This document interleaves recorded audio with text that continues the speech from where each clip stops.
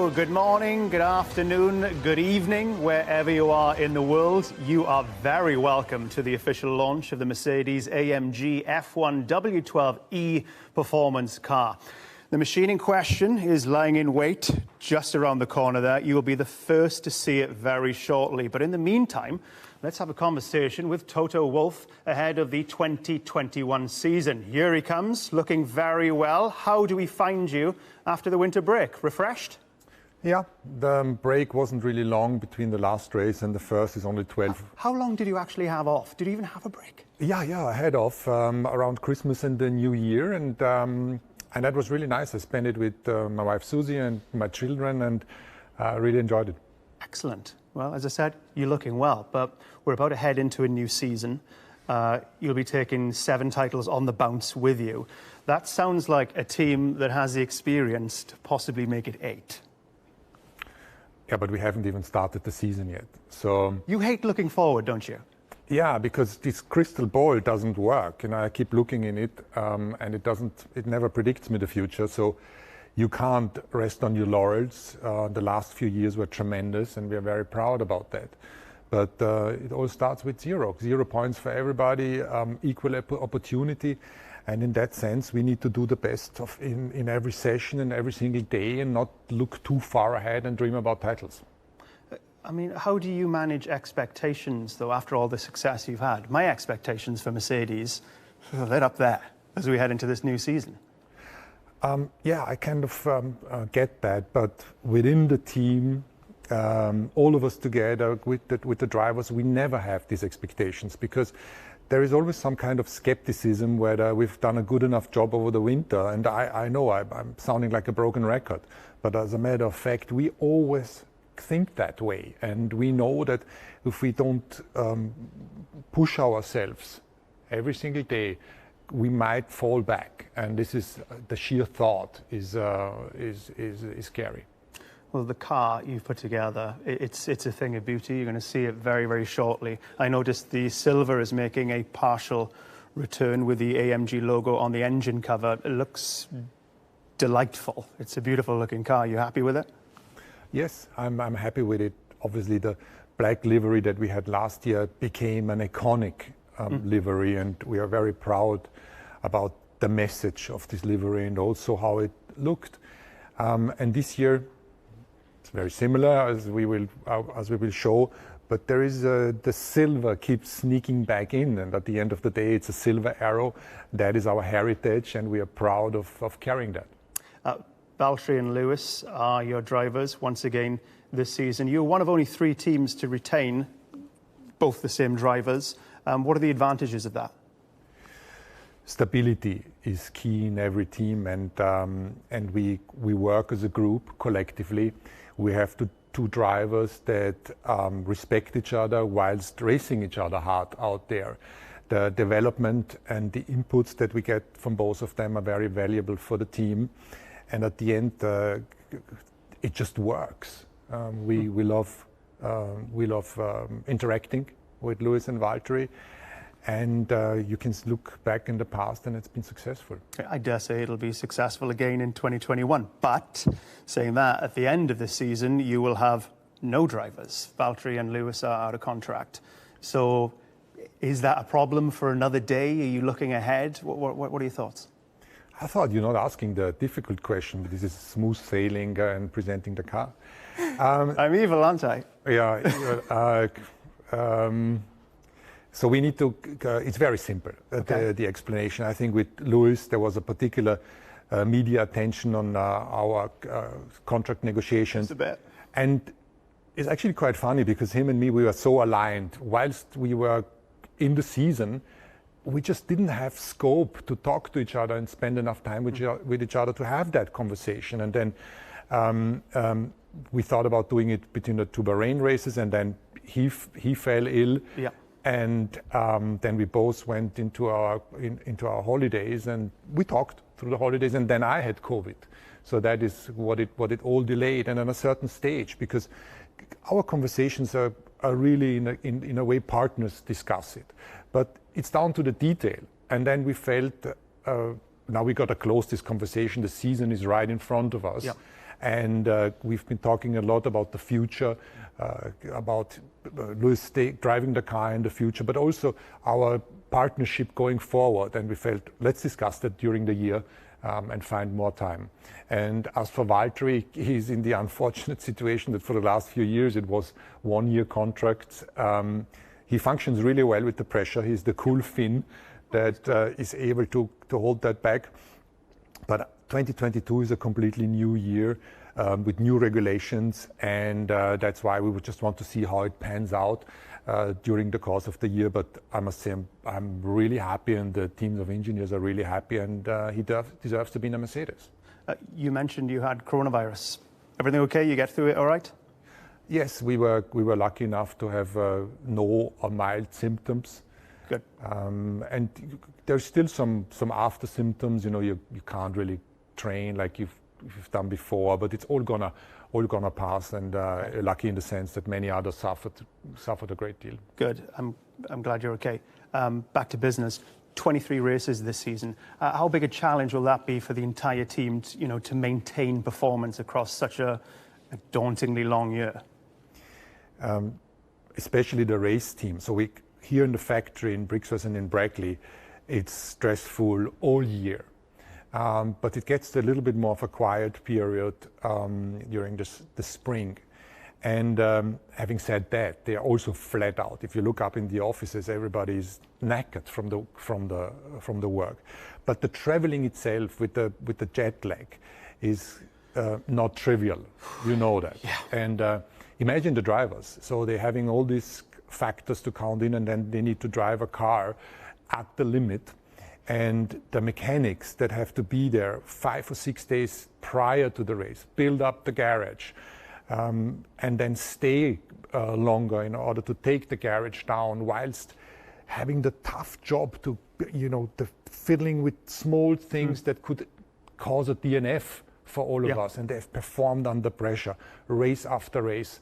And the engineers that have a normal Monday to Friday job between the races. So our race debrief is usually on the Monday after every race. So everybody's quite under pressure. It's not for the faint-hearted being involved in Formula One, is it? No, but we are privileged. We have the best job in the world. We are involved in developing, producing, racing, engineering Formula One cars. Every time you're feeling a bit down or on a difficult day, you just have to remind yourself. Fantastic, Toto. Great talking to you. We will hear more from you a little bit later on. But now, the moment you've all been waiting for. Say hello to the W12. Die Devise der letzten Stunden: Überleben, nichts mehr riskieren, ankommen.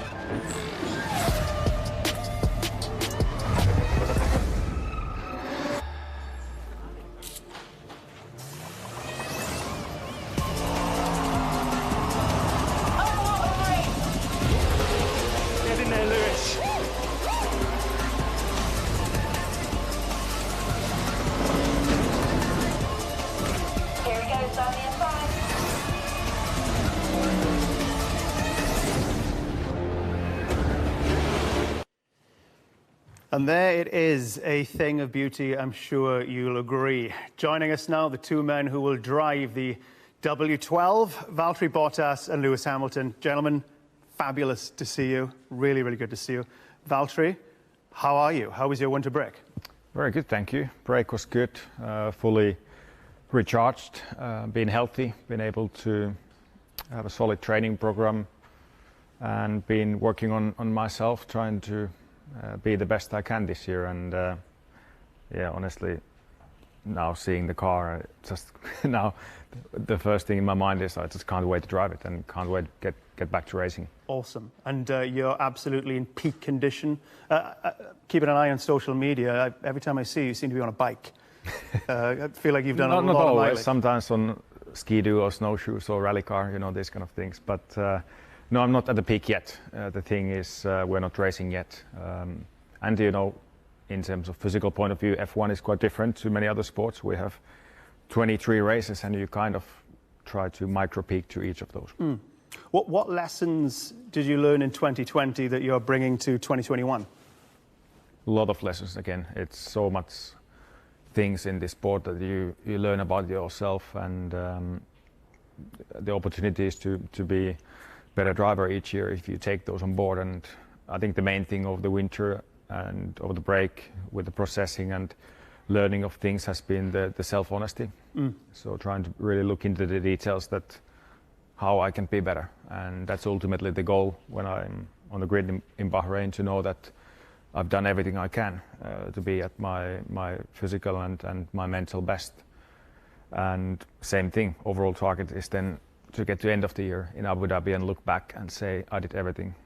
Gave it all I had, and hopefully that will bring the results. This will be your fifth season with Mercedes, and I swear, from the moment you've stepped into the cockpit in 2017, the wolves have been circling that seat. Are you ready to fend them off for another year? Of course I am.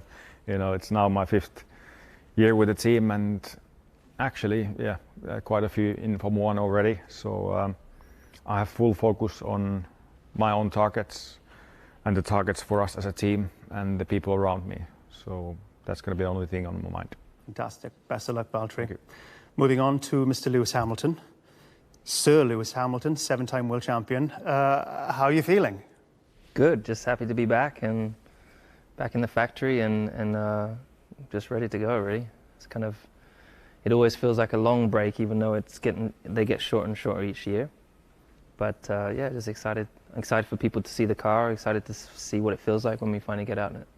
Just, the accolades, as I said, a 7-time world champion, and Sir Lewis Hamilton. And I keep thinking back to that little kid on Blue Peter with the remote control car. And my goodness, what a future that kid had and has. You know what I mean? Do you look back at the whole scope of what you've achieved?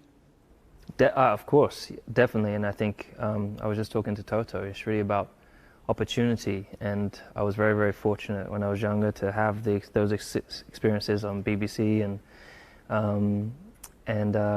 really just my dad worked so hard, my family worked so hard to create an opportunity and a path for me to be able to excel. And so it's crazy to think that it's been so long. I've been racing a long time. This is I think my 15th year in Formula 1. So it's hard to believe it's gone that fast, but so many amazing experiences, so many great relationships, so many things learned during that time. So I'm excited to kind of put everything that has been built each year and put it into the focus.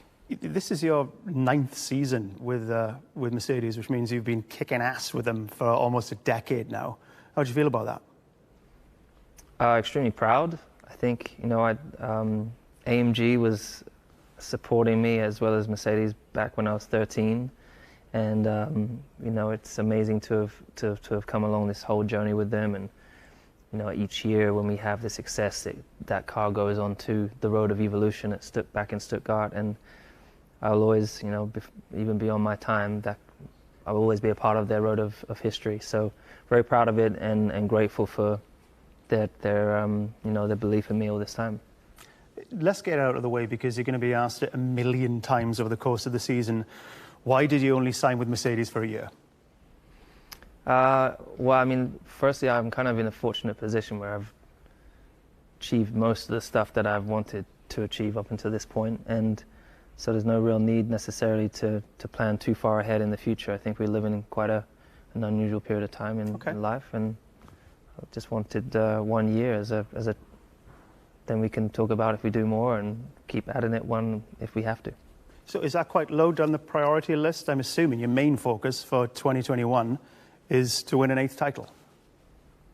The main priority for 2021, in the past it was about just winning championships, but now it's really pushing for make real. Last year there was a lot of discussion about equality and inclusion, and I think there was a lot of talk. This year it's all about pushing for diversity and really making sure that action is taken. So that's kind of at the core of the drive for me. But of course we exist to win. So that's what all these guys here, guys and girls here are working towards.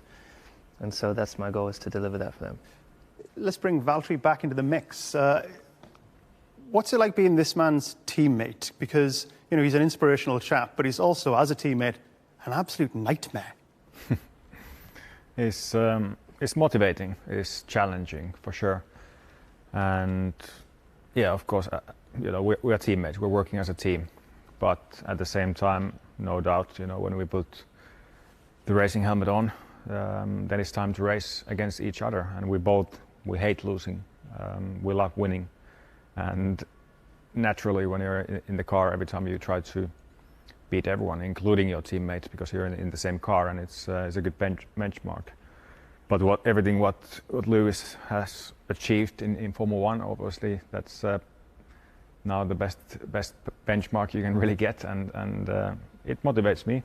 Of course, I'm more always focused on myself, because I feel like it's important to prioritize where you put your energy. So I really try to work in terms of my performance, how I can be better, basically have that topic on my head every single day.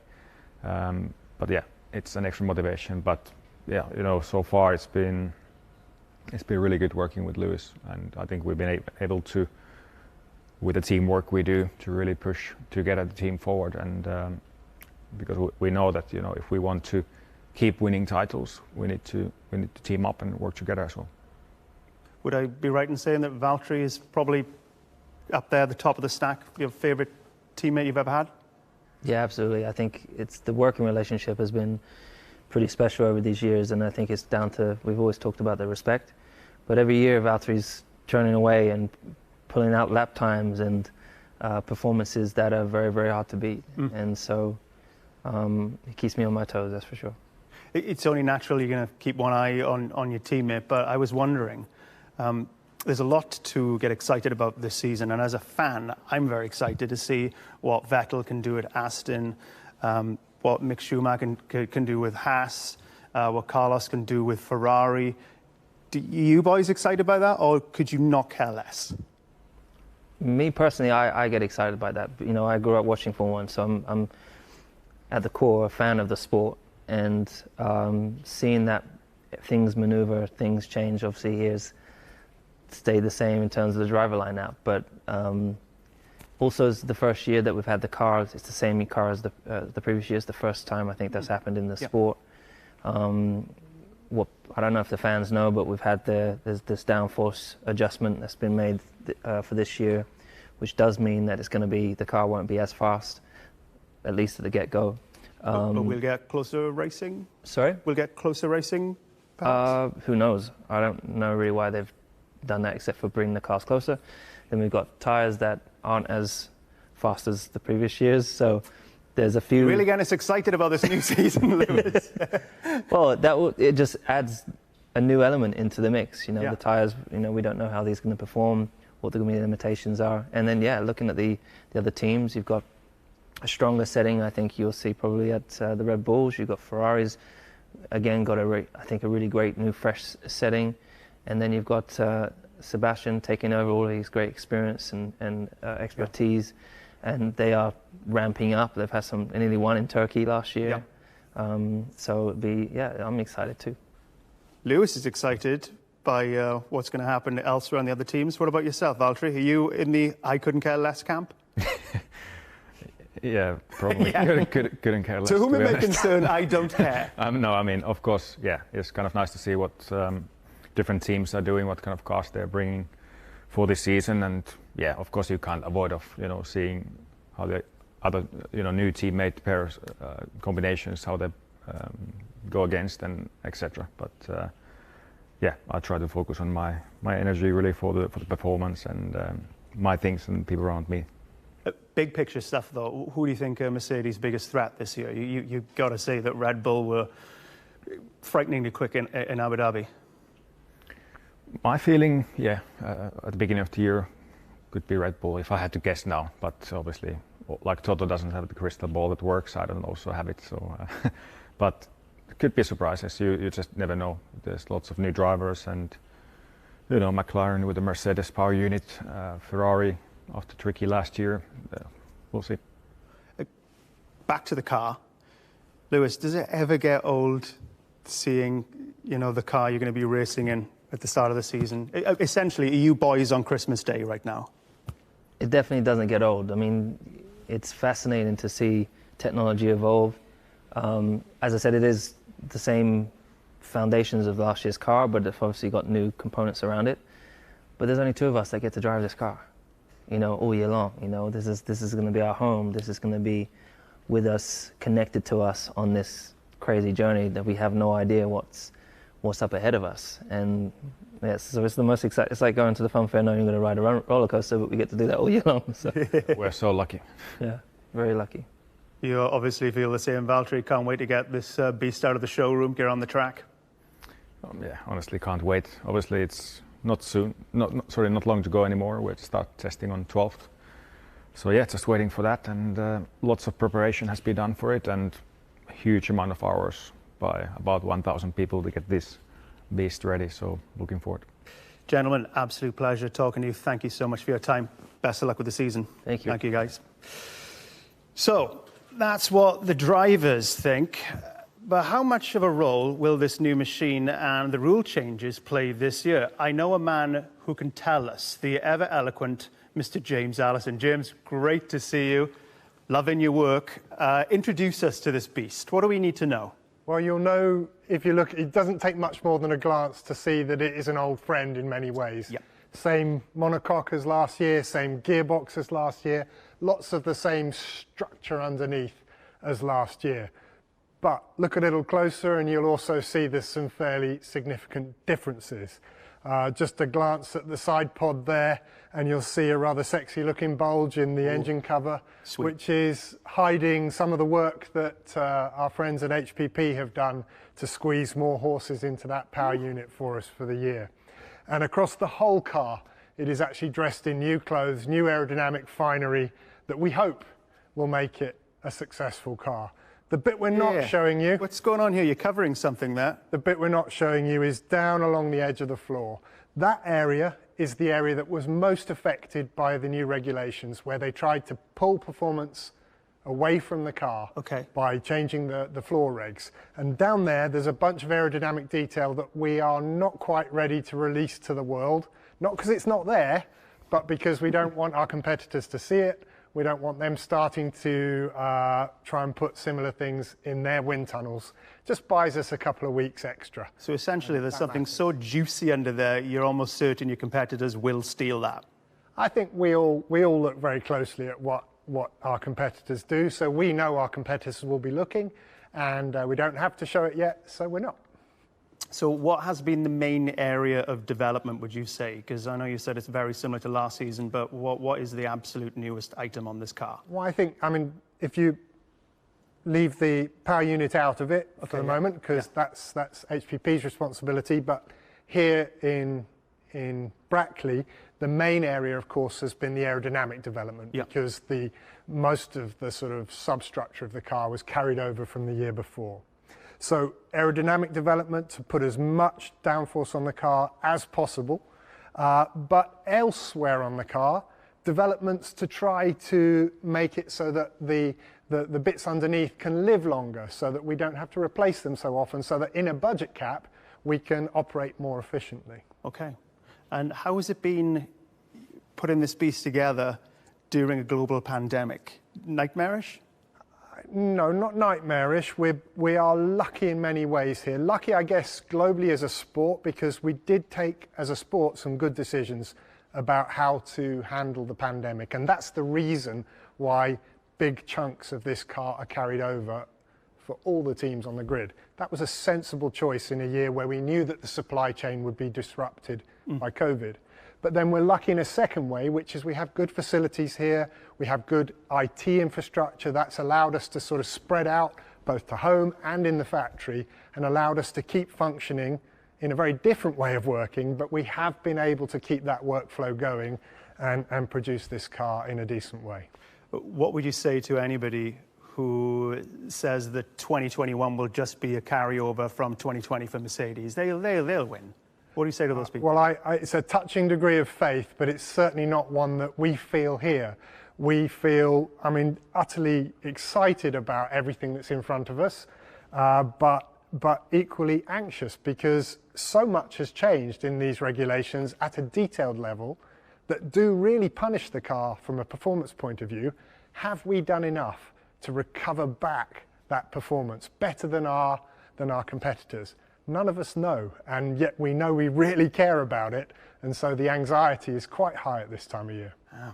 Exciting times ahead, James. Always a pleasure talking to you, always educational. Thank you for your time. Let's bring in Toto Wolff for the final straight. Toto, it's the beginning of a new era for F1 with the budget cap. How important is that for the sport?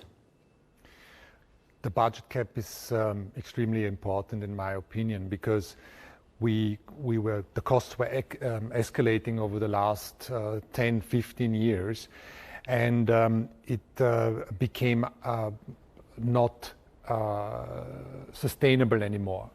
And in that way, we are now operating in the same financial framework, and it becomes exciting because there will not be many differences in terms of spending between the teams. And we love the challenge. We have taken it on. It is at times very painful because all your processes need to be adapted in the end to achieve more efficiency. And we found out during the process that actually efficiency means performance. And the group that has worked around the project did a fantastic job. And I believe we're in a good position to extract the most of the limited resource that is available. I spoke to Lewis and Valtteri earlier about maybe checking out the rival teams. I wonder what your mindset is. Is there a team out there right now that's giving you sleepless nights that you think maybe they've got the measure of us this year? We respect every competitor, and I think there is a handful of teams that can do a good job this year and for sure next year. But at the end of the day, pre-season, the gossip that you hear around car performance or power unit performance is just noise. So if you want to get entertained by gossip, then you can listen to it. Who are watching at home right now? You need to tell me the camera. The crane, the jib, the crane. Yeah, I hope that you enjoyed the live feed in whatever time zone you have been. I personally did. It's fantastic to come back and finally get going. The camaraderie and the excitement and energy that this place has is something that I have great pleasure in seeing. Having Lewis and Valtteri back in here and showing you the car is certainly a great way to start. Now, I hope she's fast. We will see in Bahrain at the first race, and we will do everything to make her faster during the season. So thank you for all of your support. We will hope you cheer for us, and we'll try to pay you back with some good entertainment. Thank you. Nicely done, Toto. Thank you very, very much. James, thank you again. Very best of luck this season, guys. Congrats. Thank you. Okay, that's it from Mercedes. The next time you will see them, this beast will be on track. Until then, bye-bye.